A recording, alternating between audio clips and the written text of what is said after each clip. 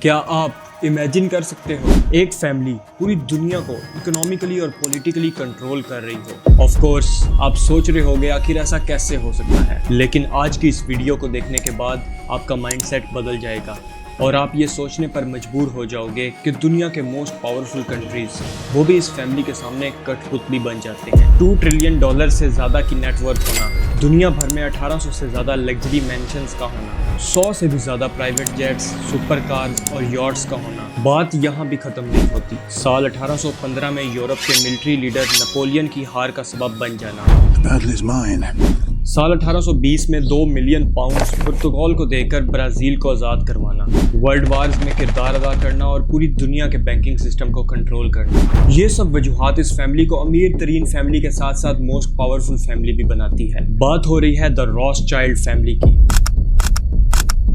یہاں سوال اٹھتا ہے کہ اتنا سب ہونے کے بعد آج کے دن اس فیملی کا نام دنیا کے امیر ترین لوگوں کی لسٹ میں کیوں نہیں لکھا جاتا، اور یہ جو کانسپیریسی تھیوریز اور کہانیاں اس فیملی کے ساتھ جوڑی جاتی ہیں اس میں کس حد تک سچائی ہے، آئیے مل کر جانتے ہیں۔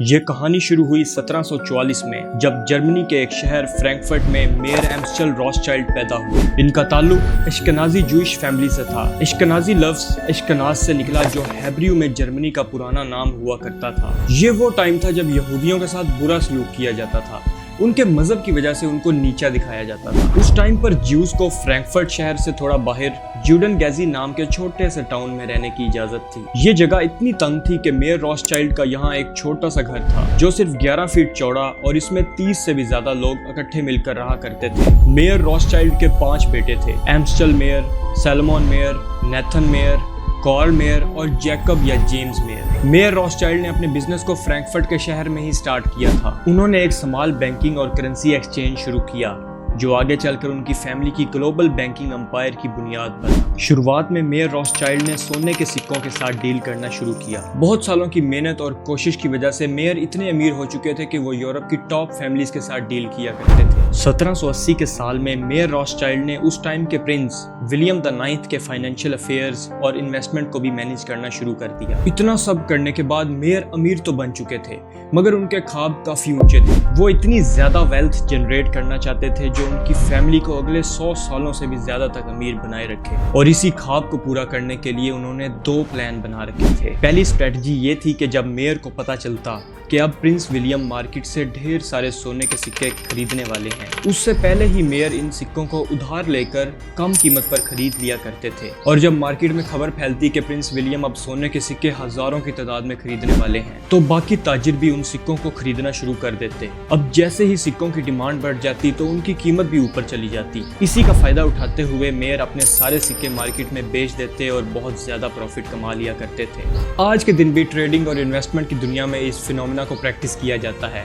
اس کو فرنٹ رننگ کے نام سے جانا جاتا ہے، حالانکہ یہ انلیگل اور ان ایتھیکل ہوتا ہے پھر بھی پریکٹس کیا جاتا ہے۔ میئر روتھشائلڈ کا دوسرا پلان یہ تھا کہ 19 سینچری میں جب انڈسٹریل ریولوشن چل رہی تھی، کئی ملک ایک دوسرے سے کمپیٹ کر رہے تھے۔ یورپ اور چائنا میں ریلوے اور انڈسٹریز کا جال بچھنا شروع ہو چکا تھا۔ میئر کو پتا تھا کہ یہ ان کا خواب پورا ہونے کا اچھا موقع ہے۔ انہیں انڈسٹریل ریولوشن اور وارز میں ایک امید کی کرن دکھائی دے رہی۔ وہ چاہتے تھے کہ اپنے بزنس کو فرینکفرٹ سے نکال کر پورے یورپ میں پھیلا دیں۔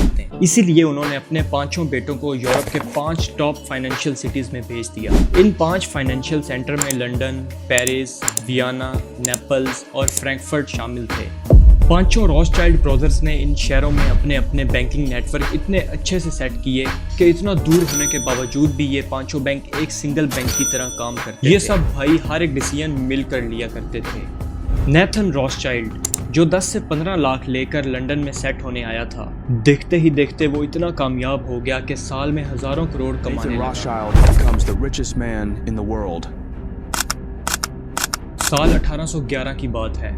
نیتھن نے لنڈن میں NM روتھشائلڈ اینڈ سنز کے نام سے بہت بڑا بینک اسٹیبلش کیا۔ उस टाइम पर फ्रांस के एम्परर नेपोलियन की इंग्लैंड और कई दूसरे मुल्कों के साथ जंग चल रही थी। नेथन रॉथस्चाइल्ड ने एक ऐसा टीम नेटवर्क सेट कर रखा था जो ब्रिटिश गवर्नमेंट से भी पहले जंग की खबर नेथन तक पहुंचाया करता था। इस नेटवर्क से मिलने वाली खबरों का इस्तेमाल नेथन ने ऐसे किया जो हम सोच भी नहीं सकते थे। साल 1815 में बैटल ऑफ वाटरलू लड़ी गई, जिसमें एक तरफ नेपोलियन के 72,000 फ्रेंच ट्रूप्स शामिल थे, दूसरी तरफ ड्यूक ऑफ वेलिंगटन की आर्मी में 68,000 ब्रिटिश, डच और जर्मन फौज शामिल। इस जंग में फ्रेंच आर्मी को हार का सामना करना पड़ा, जिसके बाद नेपोलियन की बादशाहत हमेशा हमेशा के लिए मिट कर रह गई। अब उस टाइम पे इंटरनेट या टेलीफोन नहीं हुआ करते थे, लेकिन रॉथस्चाइल्ड ने अपना नेटवर्क इतना स्ट्रॉन्ग कर रखा था कि इंग्लैंड की हुकूमत से भी पहले उन तक ये खबर आ पहुंची कि इंग्लैंड आर्मी ये जंग जीत चुकी है। जैसे ही ये बात नेथन को पता चली, वो फौरन से लंदन स्टॉक एक्सचेंज जा पहुंचा और एक के बाद एक स्टॉक को बेचना शुरू कर दिया। ऐसा करने से बाकी सब इन्वेस्टर्स को एहसास हुआ कि इंग्लैंड ये जंग हारने वाला है। इसी के चलते सब ने स्टॉक्स बेचना शुरू कर दिए और देखते ही देखते स्टॉक्स की प्राइसेस गिरना शुरू हो गई। जैसे ही स्टॉक की कीमत गिरी, फौरन नेथन की टीम ने इन स्टॉक्स को कम कीमत पर खरीदना शुरू कर। कुछ ही टाइम बाद ब्रिटिश विक्ट्री की खबर पूरी दुनिया में फैल गई और दोबारा से सबने शेयर्स खरीदना शुरू कर दिए। इसी तरह शेयर्स की वैल्यू इंक्रीज हो जाती है और नेथन अपने कम कीमत पर खरीदे हुए स्टॉक्स को बेच देता है। ऐसा करने से कई सारे इन्वेस्टर्स अपना पैसा गंवा देते हैं, मगर वो सारा पैसा इस मास्टरमाइंड प्लान की वजह से नेथन के पास आ जाता है। बात यहाँ भी नहीं रुकती।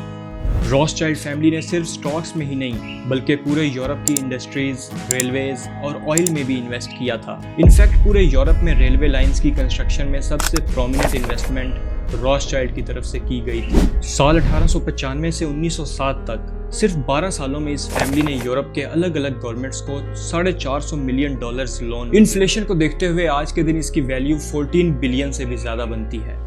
आज के दिन जब कोई मुल्क क्राइसिस का सामना करता है तो वो लोन लेने के लिए IMF के पास जाता है, मगर उस टाइम पर इस अकेली फैमिली के पास इतना पैसा था कि दुनिया में जब भी कोई मुल्क डिफॉल्ट होने लगता तो ये फैमिली उसको लोन देकर बचा लिया करती। 19th सेंचुरी रॉथस्चाइल्ड फैमिली ने United kingdom, France, Austria, Germany और रशिया को वार्स में एड और इंफ्रास्ट्रक्चर डेवलप करने के लिए लोन प्रोवाइड किया। यहाँ तक कि आज वो बैंक्स जिनके पास दुनिया का मैक्सिमम पैसा मौजूद है, उनको भी इस टाइम पर फैमिली ने लोन देकर बर्बाद होने से बचाया। साल 1825 में बैंक ऑफ इंग्लैंड के पैसे खत्म हो रहे थे, मगर रॉथस्चाइल्ड फैमिली ने इसको भी पैसे देकर बर्बाद होने से बचा लिया।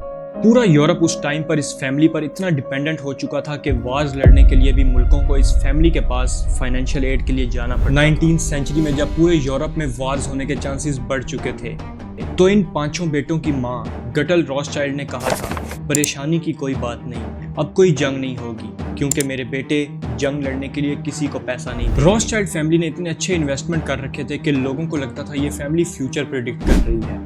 मिसाल के तौर पर सुइज कैनाल को देख लें। इस कैनाल के जरिए हर साल $1 ट्रिलियन से भी ज्यादा की ट्रेड हुआ करती है। आज के दिन पूरा यूरोप इंपोर्ट और एक्सपोर्ट के लिए इसी रास्ते को इस्तेमाल करता है, मगर ये बात रॉथस्चाइल्ड फैमिली को आज से 150 साल पहले ही पता चल चुकी थी। इसीलिए साल 1869 में जब ये कैनाल बनकर तैयार हुई तो रॉथस्चाइल्ड फैमिली ने ब्रिटिश गवर्नमेंट को ये कैनाल खरीदने पर कन्विंस कर लिया और साथ ही साथ 4 मिलियन पाउंड्स भी अरेंज कर दिए, जो उस टाइम पर इम्पॉसिबल। अब इन सब वाकयात को देखते हुए कई सारे लोग इन पर कॉन्स्पायरेसी थ्योरीज बनाते हैं। कॉन्स्पायरेसी थ्योरीज ऐसी कहानियां होती हैं जिनका सॉलिड प्रूफ नहीं होता। कई बार ऐसा सुनने को मिलता है कि डायरेक्टली या इनडायरेक्टली ये फैमिली ग्लोबल फाइनेंस को कंट्रोल करती है। हाल ही में कुछ सुपरस्टिशियस स्टोरीज सर्कुलेट कर रही थी जिसमें रॉथस्चाइल्ड फैमिली पर इल्जाम लगाया जा रहा था कि टाइटैनिक के डूबने के पीछे इस फैमिली का हाथ था। अब आपके माइंड में ये सवाल आ रहा होगा कि आखिर इसी फैमिली को लेकर कॉन्स्पायरेसी थ्योरी क्यों बनाई जाती हैं? इसका जवाब बिल्कुल सिंपल है। फर्स्ट ऑफ ऑल, ये फैमिली एक जूइश फैमिली थी। 18th और 19th सेंचुरी में ज्यूज रेसिज्म का शिकार थे।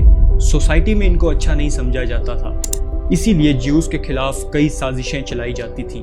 इस सब को एंटी सेमिटिज्म कहते हैं। एंटी सेमिटिज्म का मतलब यहूदियों यानी जूइश लोगों के खिलाफ नफरत या बेइज्जती करना। ये एक ऐसी सोच थी जिसमें यहूदी लोगों को सिर्फ उनकी मजहबी और नस्ली पहचान की वजह से निशाना बनाया जाता। जर्मन डिक्टेटर अडोल्फ हिटलर ने भी एंटी सेमिटिज्म को काफी हद तक प्रमोट किया। हिटलर ने यहूदियों के खिलाफ नफरत फैलाने के लिए प्रोपागेंडा चलाया और साल 1935 में न्यूरेमबर्ग लॉ नाफिज किया गया, जिसमें यहूदियों के हकूक को महदूद करके रख दिया गया। इसके अलावा कॉन्स्पिरेसी थ्योरीज इसलिए भी बनाई जाती हैं क्योंकि लोग ऐसी कहानियां सुनना पसंद करते हैं। मिसाल के तौर पर बरमूडा ट्रायंगल के बारे में तो आपने जरूर सुना होगा। इस पर भी कई सारी कॉन्स्पिरेसी थ्योरीज बनाई गई और वो बुक्स, आर्टिकल्स और वीडियोस लाखों लोगों ने देखना पसंद की, जबकि वो सब झूठ था। असलियत से उसका कोई खास ताल्लुक नहीं। और रही बात कि आज के दिन ये फैमिली कहाँ है और रिचेस्ट लोगों में इनका नाम क्यों नहीं आता, इस बात का एक जवाब तो ये है कि वो सब दौलत इस खानदान में डिवाइड हो गई। इंडिविजुअली डिवाइड होने की वजह से बड़ा नंबर कई सारे छोटे नंबर्स में तब्दील हो गया। हाल ही में फोर्ब्स की बिलियन लिस्ट पब्लिश हुई जिसमें जेफ रॉथस्चाइल्ड का नाम भी शामिल था विद नेटवर्थ ऑफ $5.7 बिलियन। इससे हटकर रॉथस्चाइल्ड फैमिली की तरफ से जूइश कम्युनिटी को डोनेशंस भी दी गई और कई सारी जमीन रॉथस्चाइल्ड फैमिली ने खरीदकर इजराइल को तोहफे में दे दी। हाँ तो दोस्तों, कैसी लगी ये रॉथस्चाइल्ड फैमिली की कहानी, मुझे कमेंट्स में ज़रूर बताइएगा। और अगर आप इस तरह की इंटरेस्टिंग और नॉलेज से भरपूर वीडियोस देखना चाहते हैं तो चैनल को ज़रूर सब्सक्राइब कीजिएगा। मिलते हैं फिर अगली वीडियो में, तब तक के लिए अल्लाह हाफिज़।